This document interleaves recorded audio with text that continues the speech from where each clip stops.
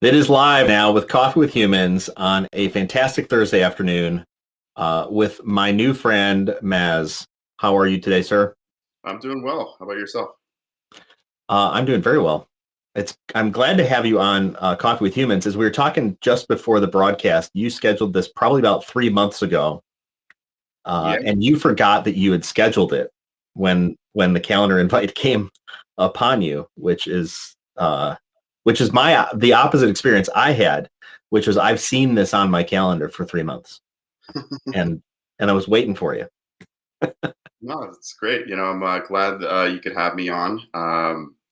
I've seen your show before, so I've seen a few of the various different podcasts on YouTube and stuff. So I really like it. I like the whole format and everything. So I'm glad you could have me on. Awesome. Well, I'm glad to have you here. Today, I always ask when people sign up on the calendar invite if there's something that's particular on their mind. And now I'm like, kind of rethinking that because I feel like that was on their mind 3 months ago. And then today it's like, something else could be on their mind too. But yours stayed pretty consistent. You said that small businesses, the effects of COVID, and then raising capital was on your mind when you signed up. And it seems like it's still on your mind today because we just titled this chat Growing Your Business. And that seems the kind of consistent thing in your mind, I think. Yeah, no, I mean, it definitely is. I think it's in the forefront, when you look across the board, the effects of COVID, especially with small businesses, felt that they were hit the hardest. So coming out of this, it's definitely something that, we try to work with a lot of our clients because we primarily work with a lot of early stage, growth stage companies in terms of assisting them to raise capital for their business. But a lot of it is making sure that they're at that point where a potential investor would feel that they're investable. So part of that is the effects of COVID and coming out of it and bouncing back. So it's definitely something that we kind of deal with on a day-to-day basis with a lot of our clients. Did you see that during COVID or throughout this process that there have been more early stage companies coming out of this, or are there fewer, or is it about the same?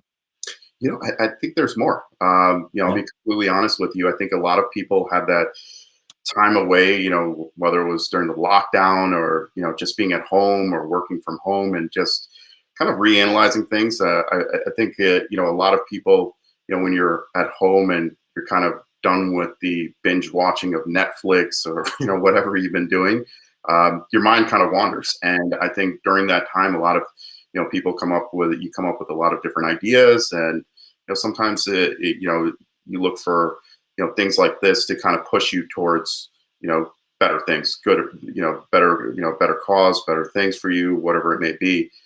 So I definitely do see that there is an uptick in a lot of more early stage, growth stage businesses entering the market this year. Hmm.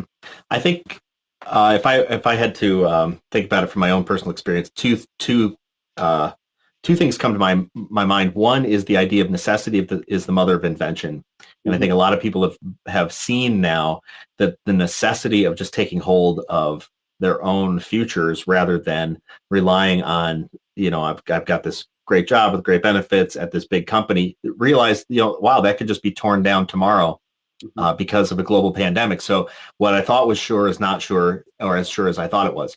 And so I need to grab hold of that. So the idea of necessity, and I think the other thing that I think is at play here is that uh, individuals um, tend to think about starting something but always have kind of like they're not totally committed to it. It's got this backup plan.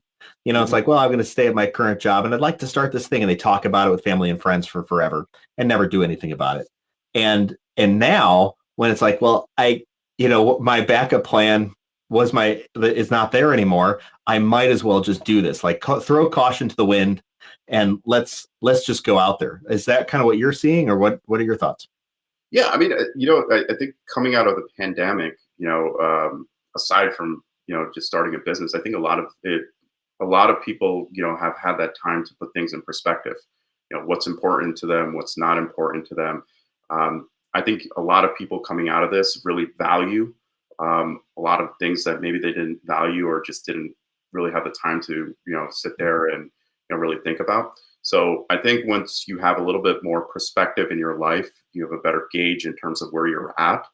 you can make a more rational decision. And, I think it kind of pushes you to kind of, take that leap of faith, if you will. Yeah. And I think a lot of people have, gone down that path where they've had a lot of those thoughts, especially with the unfortunate, events of, so many people unfortunately passing away, and, you question your mortality. So that kind of lights a fire under a lot of people as well, to kind of, think about it, where, there is, sometimes, you just have to kind of, really just go towards something and not sit there and just talk about it. So Right. I think a lot of those things play a big role in where people are at these days. Yeah, no, I think the you bring up a good thought on that. This idea of mortality, it puts things in perspective. Mhm. If you think that, because I've admittedly lived for many years thinking, well, I'll die someday, but I don't know when that is. It's probably a long time from now. It's probably going to be, uneventful in my sleep and painless, and it'll be fine. And until then, I'll just work, work, work, work, work.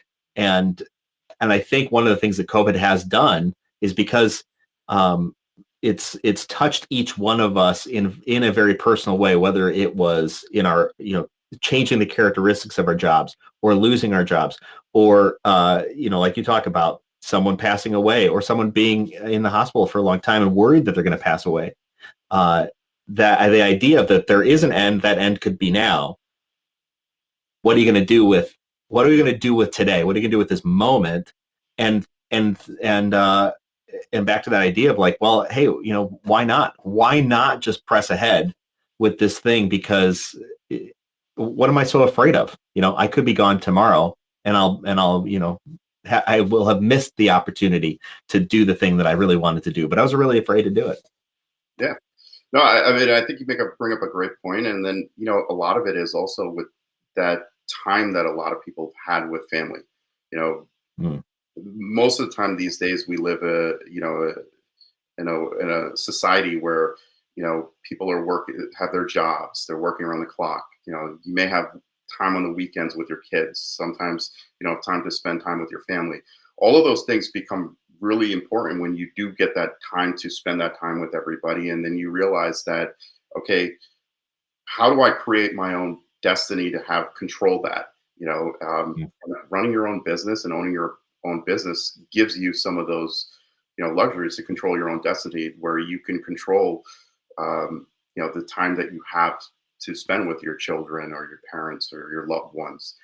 So I think a lot of that also kind of motivates a lot of people to want to have that opportunity to really control their destiny, as opposed to sitting there and, working your traditional 9 to 5, and, getting 3 weeks off, paid time off and things like that.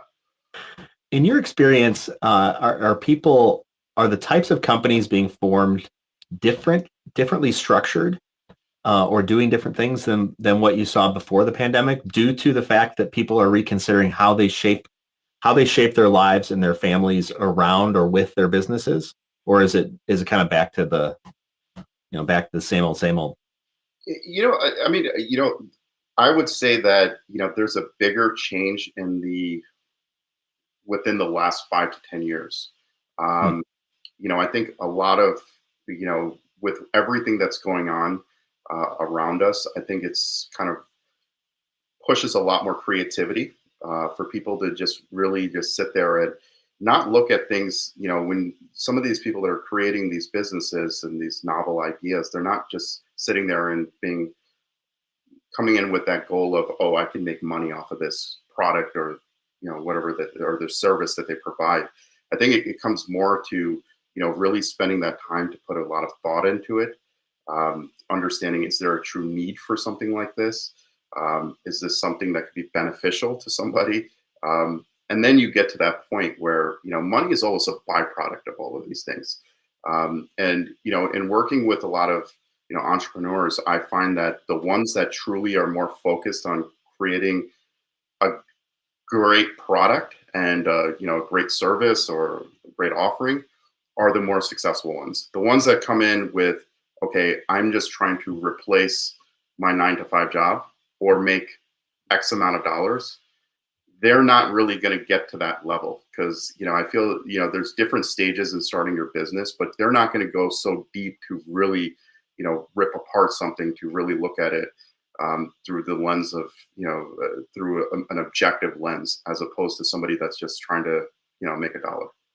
Yeah, I think that's I think that's a misinterpretation of value chain. So if I as an entrepreneur wants to start something and I think that I'm supposed to derive the most value from this, then the whole organization subconsciously or consciously becomes about what I'm going to get out of it. And then we sacrifice at the time at the customer instead of the value chain being I'm going to create something that people highly value and I'm going to benefit last in that process. And I think people get that confused, especially in this rise of what's the word? Yeah, the like kind of almost like an instant celebrity. Oh, influencer. There we go. I'm going to be an influencer. It's like, no, you're a salesperson, but you're like a billboard. You're a human billboard. Ta-da! That's what you are. You're a salesperson. And instead of creating this long term value that people consume and they value themselves, and then we get value from investing our time and effort into it. Yeah, and a lot of it is that you have to be open to change as well. Yeah. When you look at a lot of entrepreneurs, where they start is not where they end up. So part of that is you're going to be on the fly making adjustments to whatever your business may be and perfecting it. You're not going to Mhm. come there and day one create a business plan and be executing on it 10 years down the line, the same business plan with no adjustments, no changes. It doesn't work like that.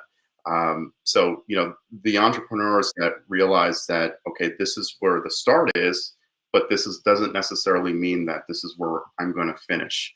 Because I'm going to make the adjustments, I'm going to make the changes, I'm going to look at, whoever my customers are or clients, and value their feedback and make those adjustments as I'm going and growing, whatever business I may be, running. Yeah.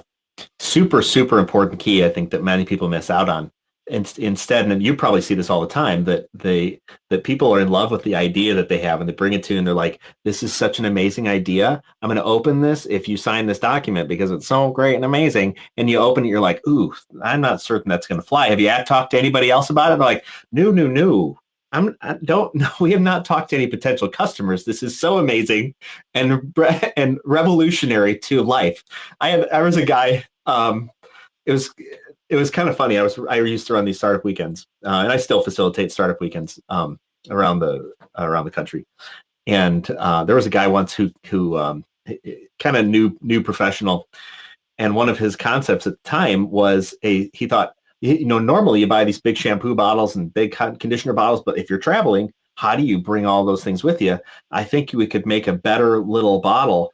And I was like, have you been like, how long have you been traveling? I know my travel might be new to you, but as far as I'm concerned, those squeeze bottles have been around for 50 years, probably since plastic could be molded. And and he's like, really? Really? And I was like, yeah, totally, man. They're like Kmart. They're like $1. Could you make a less? Could you make a better or less expensive? Like, where's the gap in the marketplace? But he was so excited about that and had held off that idea from being. He didn't want to talk to anybody about it because he thought it was so amazing. And I think it represents that we all, I think, at times have some sort of blind spot where we think, man, this is so amazing. Yeah. We let instead of like the classic entrepreneur, I think, which is analyze the marketplace, look for the gap, and then go start talking to people and say, hey, do you see this gap? Is this a gap for you? How would you price that? How would you expect that to act? How would you expect it to look? And then start developing off that, even understanding that first iteration is probably going to change. And by the time you eventually produce this thing and send it to the public, or produce a service or a website or a web app or whatever it is, it might be vastly different from what you dreamt up on a napkin, with your friends. Yeah. No, I think that's a great point, and that validation is so important. Because I think it's that syndrome. We all have blinders on. I think my kids are the best looking kids in the world. And you have that blinders and those blinders on, and especially with something such as for those entrepreneurs that are that inventor or that creator. It's a skill. It's a talent. So just because you create something or you build something or you develop something doesn't necessarily mean that that is the product that you take out to the marketplace. It's the way I look at it is if you're that basketball player, that first shot doesn't mean that that's all you have in the tank. That's not going to define you. You Good got to point. keep on going back out there. You got to keep on practicing, and you kind of develop. So that first product that you build or develop or create doesn't necessarily mean that that is the one that you need to take out there. But of course, it's like you said, getting that market validation. Whether even before creating a prototype or whatever the case may be, it's going out there and doing your research, doing your homework, seeing what is the market, and then seeing how can I break into this market. Because that's the biggest challenge for a lot of companies is a lot of the bigger players, they dominate certain markets, so they make it very expensive, very challenging, very difficult to kind of get in there. If you have created the newest keto energy bar and you're trying to get shelf space in a big box retailer, guess what, that's pretty difficult. So there's different stages to it, but you don't necessarily have to be on the shelf of Target or Walmart right off the bat. You can try going direct to consumer. You could start going towards smaller gyms and things of that nature, and getting in front of clients and collecting testimonials from customers and things like that, and building up that brand and taking it that way. And off in the beginning, if you're noticing that, okay, I'm getting this in front of a small sample size of people, but they don't like it, then guess what? You got to make some adjustments to it. That doesn't necessarily mean that, okay, they don't understand what they're having, or whatever the case may be. Yeah. One thing I've noticed to that point is that many times when entrepreneurs get feedback on their concepts, they immediately turn it back around on the person and say, well, that person doesn't know what they're talking about. That person's stupid. Like these big broad brush, to diminish, the honest feedback that the person gave them.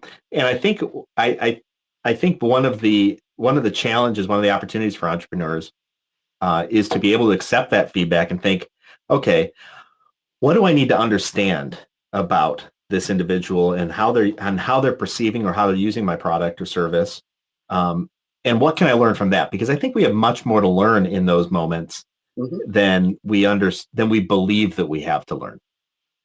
No, I mean that's a great point. And at the end of the day, when you look at a lot of entrepreneurs, whatever their business is essentially it's an extension of who they are, right?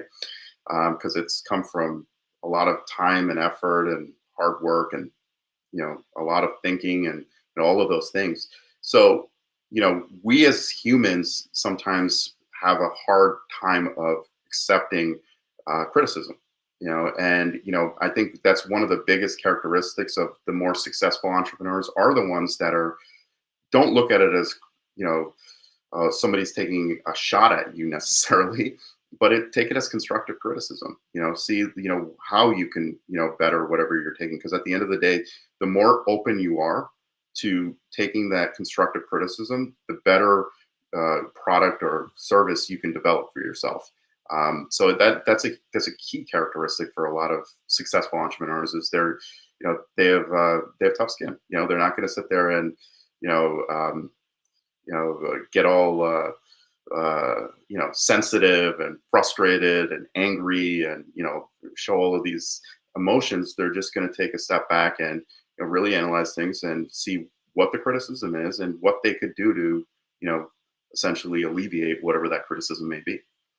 Yeah. I'm curious, when you see inventors, I think you brought the word inventors a minute ago.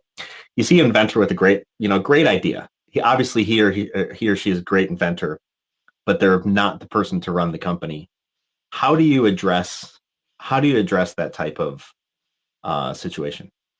You know, so you know, from my perspective, you know, if you're a person with a great idea and you may come to us saying, hey, um, I want to find an investor for this idea or concept. That's not necessarily something that we can help, but we will give them guidance. So the first thing that we would say is if they created a product is try to get the product patented. Try to get a patent on the product because that's a great way to first see because you know you'd be surprised that you know so many things out there that you think of, oh, this would be a great idea. I don't see it anywhere. And then you find out later on that that product has already been patented, but nobody kind of did anything with the patent. So that's one thing is you want to protect whatever you have because if you just have an idea or concept, anybody could take it from you, right? So that's how you protect yourself is getting that patent, maybe getting a prototype developed. But then it's, you know, it's having that conversation, that tough conversation with them in the sense of, okay, what is your strategy and how are you going to kind of implement a lot of those things, whether it's from an operational standpoint, from a sales and marketing standpoint, whatever the case may be. And if they're having a tough time kind of giving you that plan that makes sense, those are the times then you would make that suggestion of kind of bringing somebody in that kind of has that expertise to kind of assist them in terms of taking, you know, whatever the product they may have to market. Yeah. How did you get into doing this type of work? Yeah, so I started off in bulge bracket banking. So I worked for a lot of the larger players out there. I started off like everybody, like as an analyst. Um, Really, at that point, you don't really truly understand everything because you're only seeing a very small sample size of the whole process. So, you know, you don't really realize how big, how many different layers and how many people are involved in it when a deal gets completed, especially on a larger deal.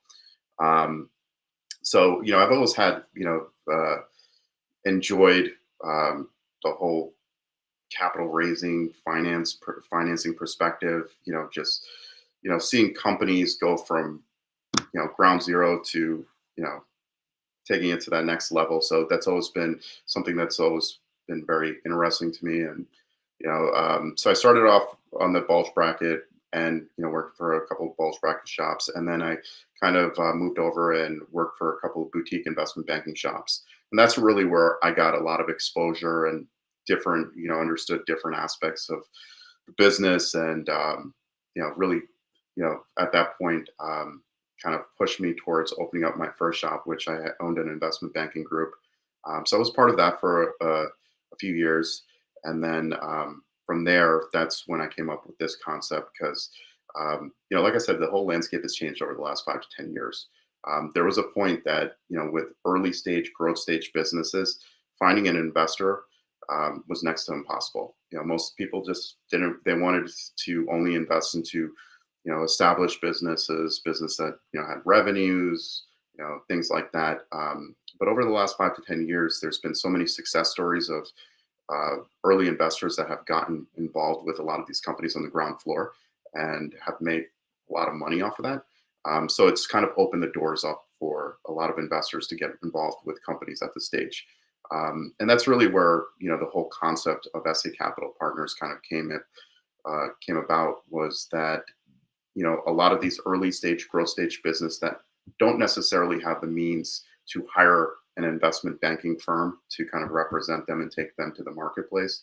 You know, a lot of them needed the um, kind of the hand holding and you know giving them all the necessary tools to kind of bring in an investor, and that's you know where the whole concept kind of came about.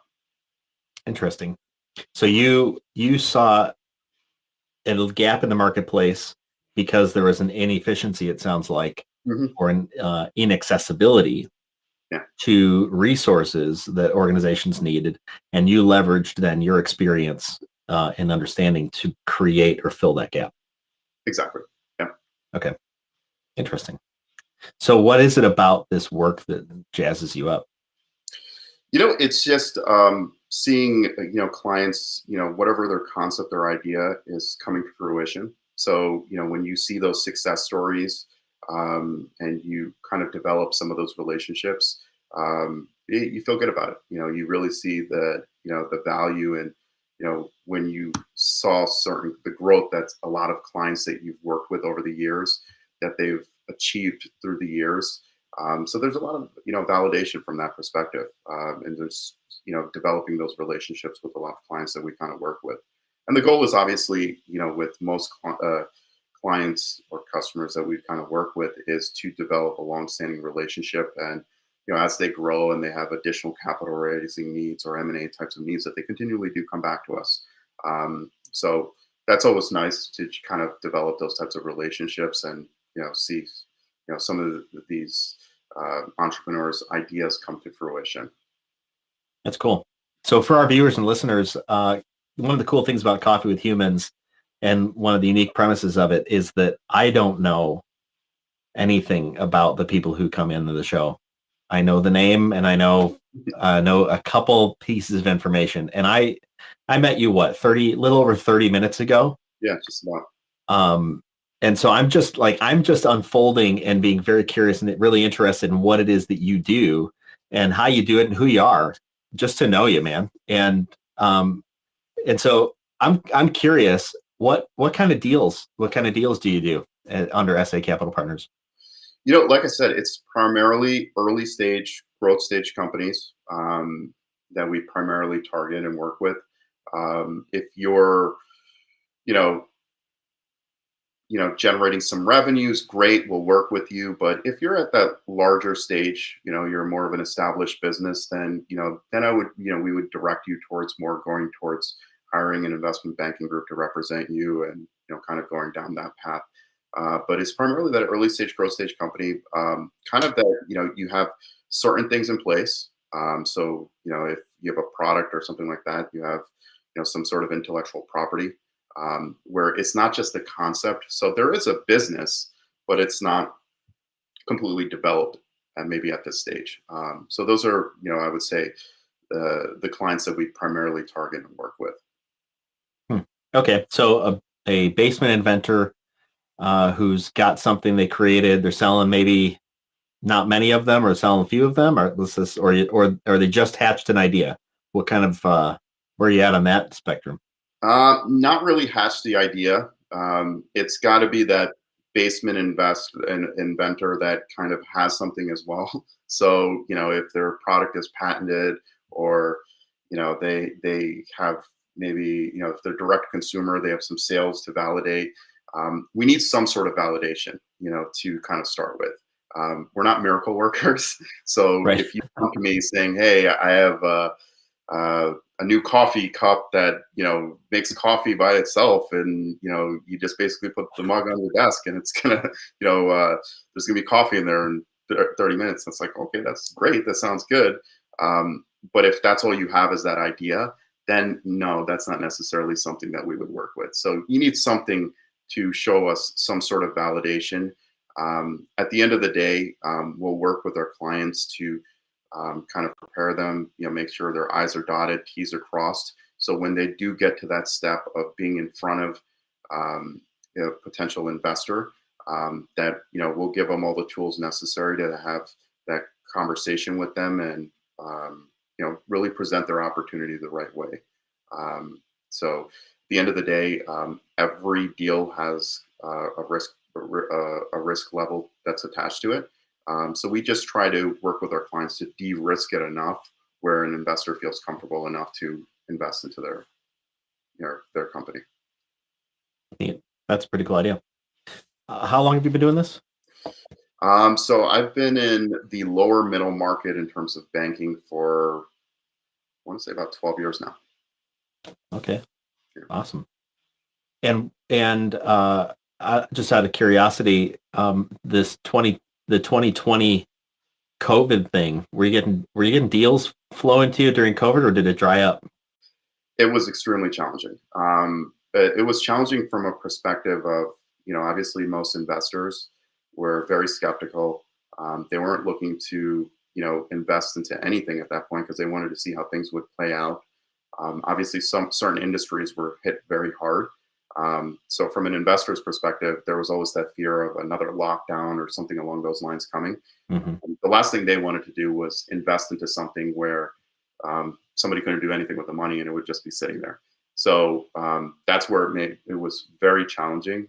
But I would say, as you know, after the first of this year, especially with the emergence of a lot of these vaccines that are hitting the marketplace and things are slowly starting to open up, things are starting to get back to normal now. You're seeing a rebound then, or is it it's kind of It's slowly, or is it snapping back?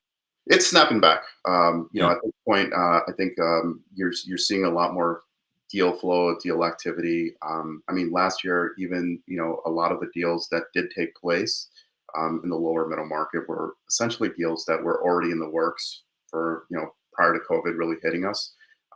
But deals that actually took place, via COVID were far and few.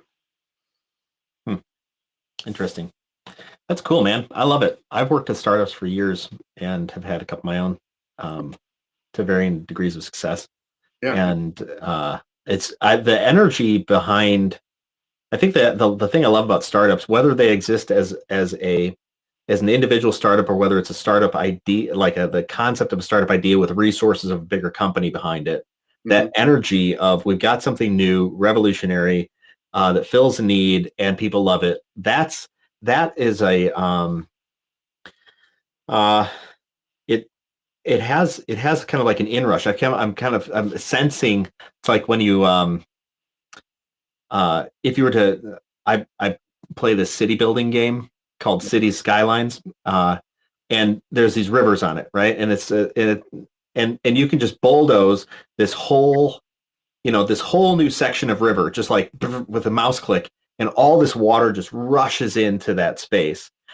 It feels to me that's the energy of startups, where it's just like we just create boom this space, and then we just rush towards it. We just move towards it quickly.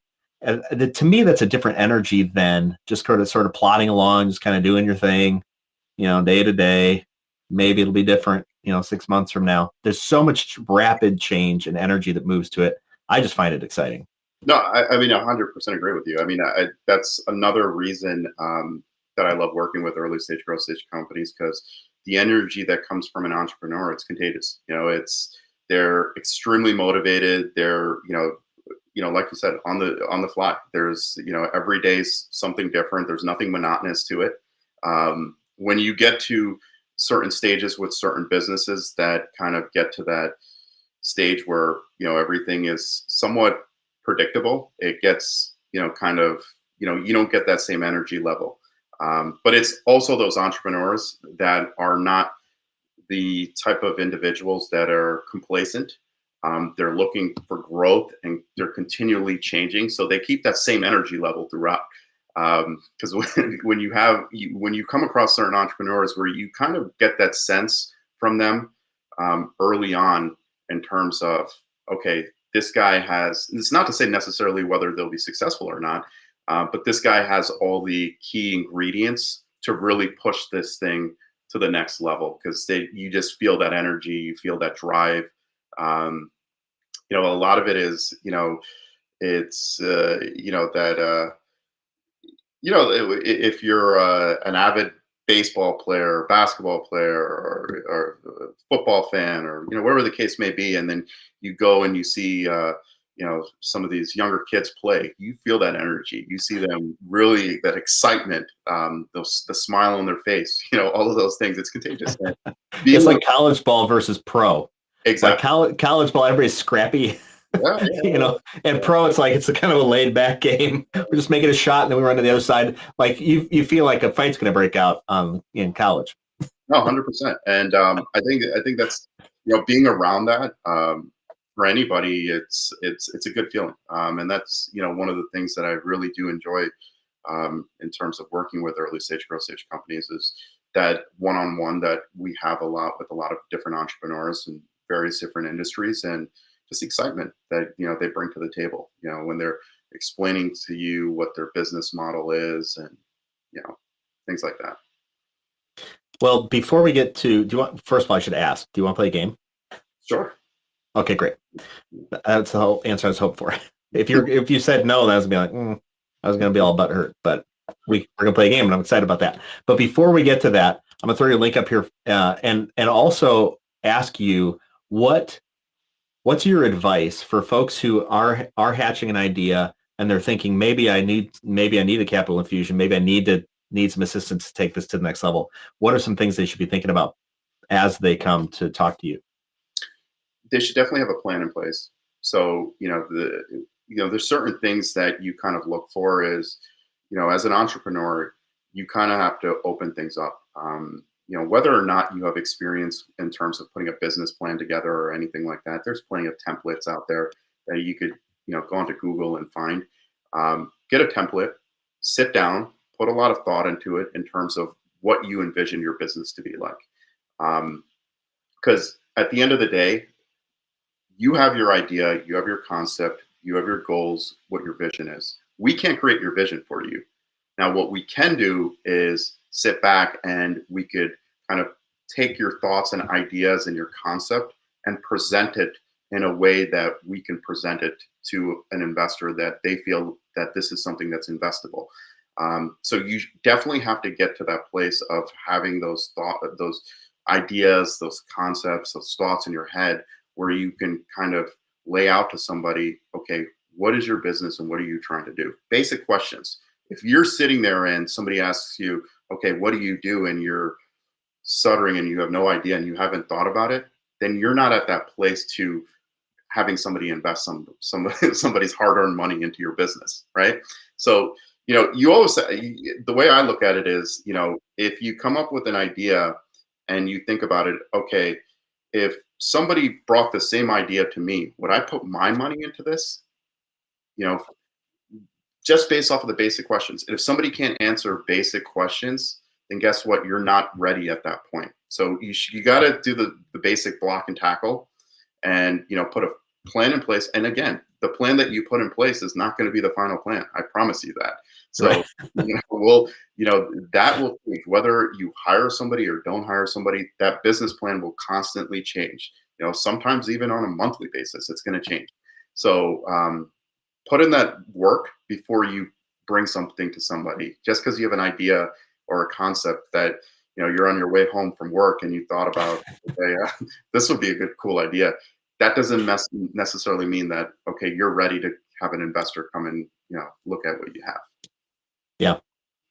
Good points. All right. Well, we're gonna play a game I like to call Whatchamadraw It. I Okay. like to call it Whatchamadraw It because that's what it's actually called. Okay. Um, I got this game for Christmas, and I was so excited about it because I thought this is a great game for Coffee with Humans. Here's how it's going to go. We're going to have a phrase that needs to be drawn. So this, like, draw a frog sitting in a canoe headed for a waterfall. That's just an example phrase. We're gonna have 1 minute to draw that phrase on our pad of paper. I did prep you and asked if you had a pad of paper. You said yes, so we're good. Yeah. Uh, and then we'll show our final work to the screen for internet posterity. And we can vote. We'll vote who wins. You can vote for yourself. So if you believe you did the best job, I encourage you to say, I did the best job, and vote for yourself. And if you're just, open and vulnerable and say, I did a really bad job and I think you did a great job, vote for the other person. And and we'll see where it goes. We have 3 of Yeah, these. I think You good? you're gonna have definitely an advantage here because my artistic ability is not the greatest. So I'll definitely try and we'll see where it goes. I'm legit a bad artist. And I'm not Um, artist. I'm not even a bad. I'm horrible. So I'll leave that. I'll lay out that disclaimer right before we start. So this is good. It's a minute goes surprisingly fast. Although it always goes like a minute. all right, All right, here we go. You ready for our first one? let's go. Okay. Draw a special phone that can only call superheroes. A special phone that can only call superheroes. I'm hoping you can hear the music. Can you hear the music? No, I can't hear the music, but I can see the timer.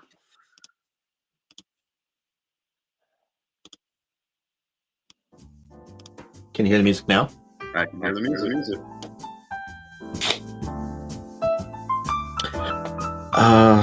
Shoot. Oh, I just learned how to draw faces the other day.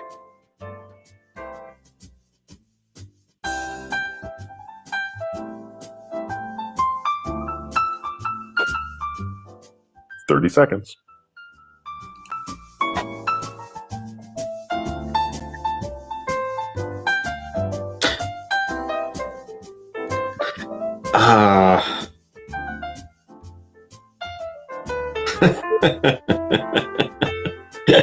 Really, really difficult. I'm not gonna lie.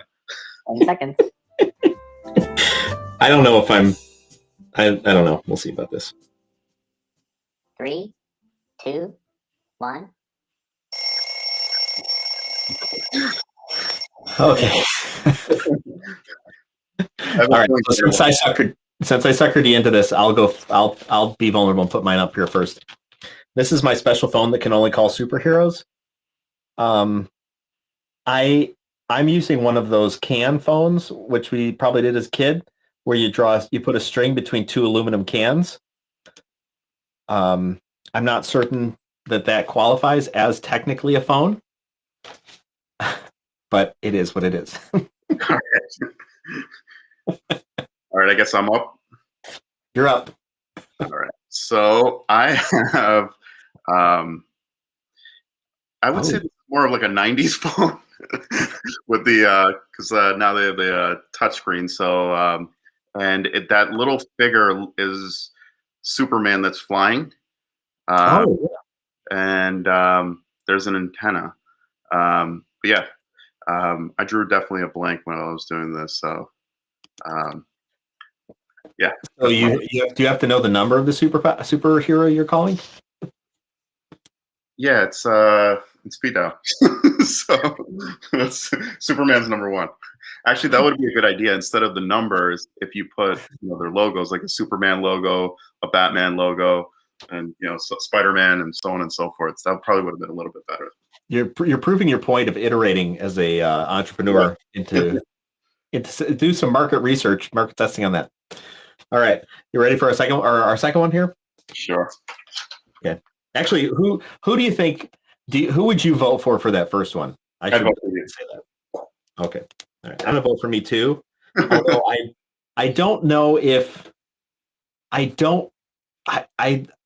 need to have like a judgment panel to see if this really qualifies as a phone. 2 aluminum cans with a string. Well, I think the way I look at it, the reason I liked yours because they're superheroes. So a human needs technology. So these guys, so they're superhero, their special abilities. If they have they can make 2 cans into a phone that things that an iPhone would do. So yeah, I guess if you look at it from that perspective. Okay, all right, I'll go with it. I'm just clicking buttons now. Why? What's happening here? Is it this? That's it. There we go. All right, here we're on to our second one. And draw a person with super long legs, super short arms, and a super big mouth. I told you I just learned how to draw faces the other day, so I'm using my technique that I learned on YouTube. And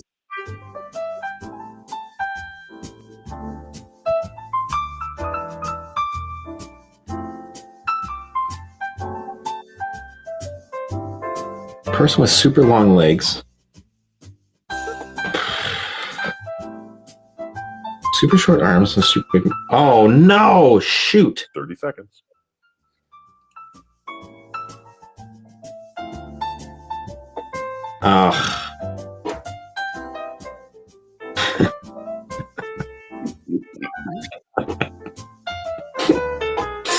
Oh, things are going wrong. 10 seconds.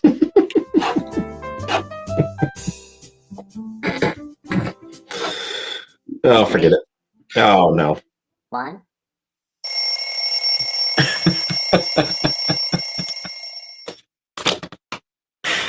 I don't know. yeah. All right, what you got here? Person with super long legs, super short arms, super big mouth. All right, here we go. Okay. That's Yeah. all right. What's that is a big mouth. Yeah. I'm gonna have to vote for yours right out of the gate because I sort of screwed up. I was using my technique that I learned the other day to draw faces, Okay. and I drew the face with a small mouth, not even thinking about it. So I feel like there's a disqualification Hmm. because I didn't draw a big mouth. Well, your drawing is better than mine, but I guess if we go accordingly to the rules, I'll vote for myself as well.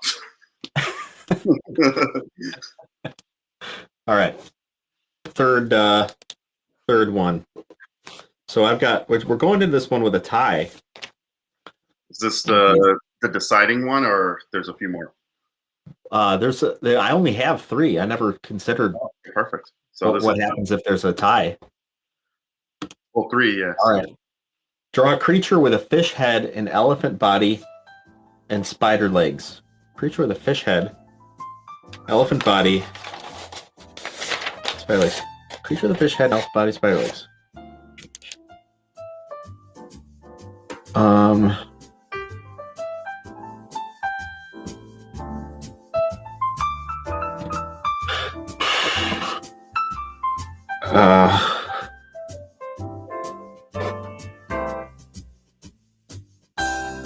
Oof, this is bad. 30 seconds.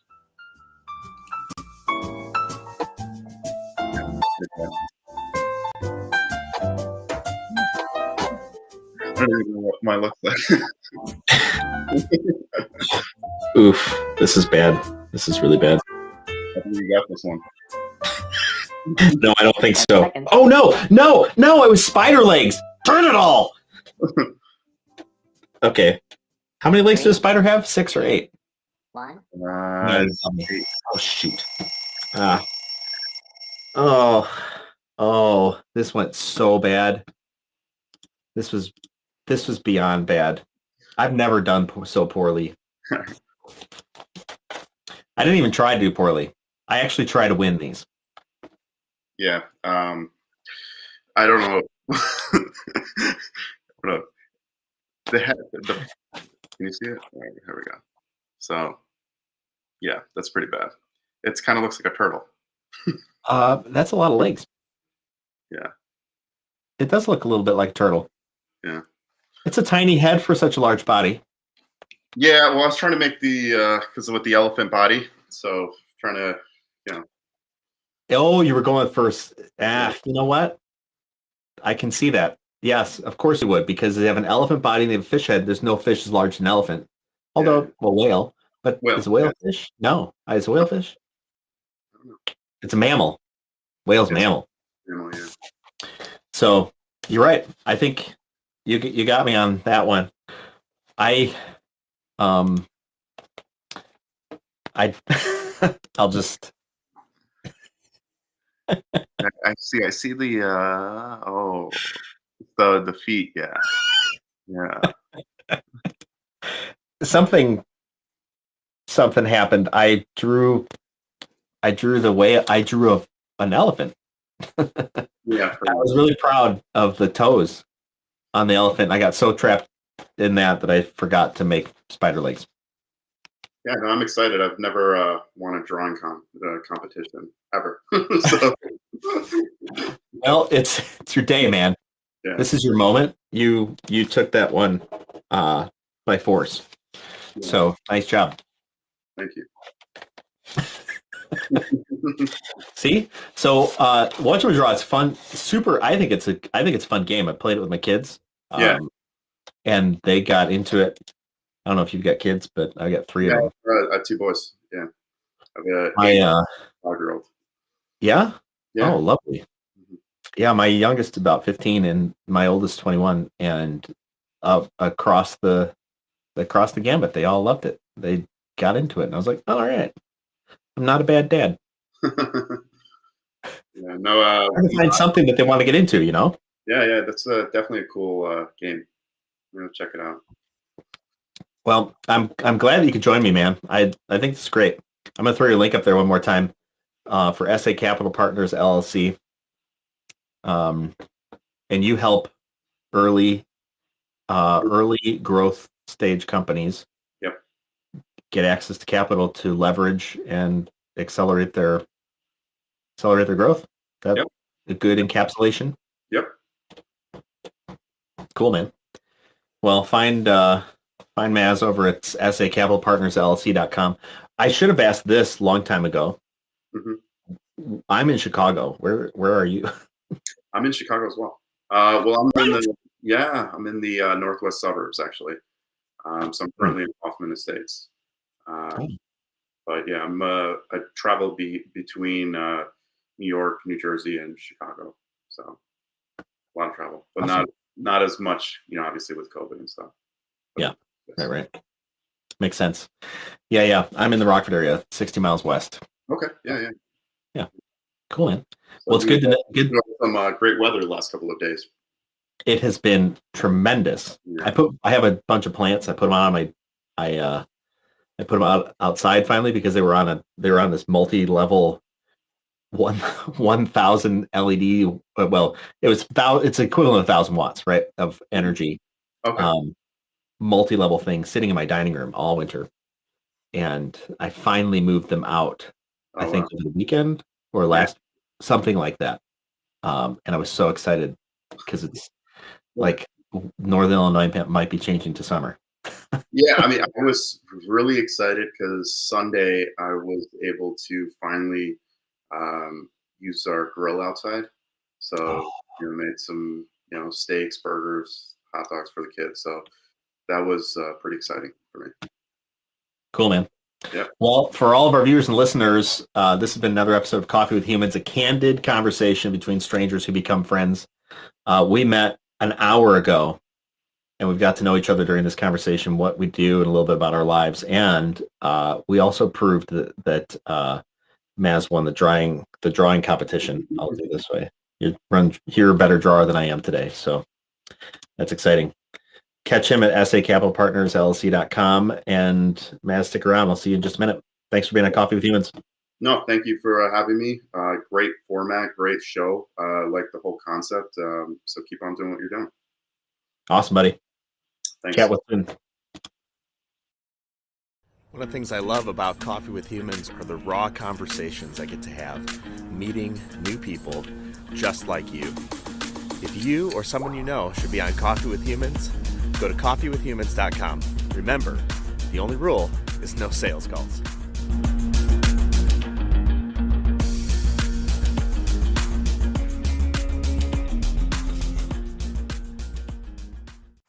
This has been Coffee with Humans.